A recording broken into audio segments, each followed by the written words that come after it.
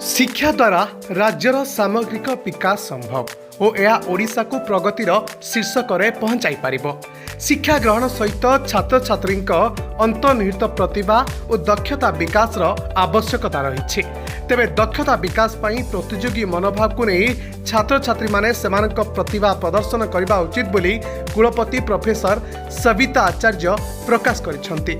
उत्कल विश्वविद्यालय आयोजित अंतर विश्वविद्यालय सह शैक्षिक प्रतिभा प्रतियोगिता तथा साहित्य और सांस्कृतिक उत्सव को उद्घाटन करी कुलपति प्रोफेसर सविता आचार्य कहिसेंती जे शिक्षा ग्रहण सहित छात्र छात्री अंतर्निहित प्रतिभा और दक्षता विकास पई उच्च शिक्षा विभाग पक्षरु प्रथम थर स्वतंत्र योजना प्रस्तुत कर उत्कल विश्वविद्यालय आज यह प्रतियोगिता आरंभ हो जाइए।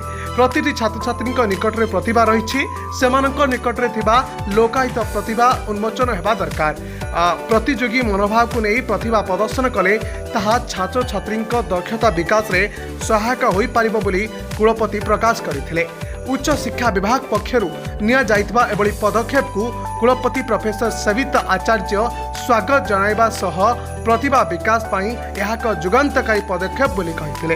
अन्य मानक मध्यरे क्लब सचिव doctor Abhay Kumar Nayak, PG council अध्यक्ष प्रोफेसर दुर्गा शंकर पटनायक, वित्त नियंत्रक सुरेंद्र कुमार साहू, ओडिया विभाग सहकारी प्रोफेसर रुद्र नारायण महापात्र वक्तव्य रखिथिले।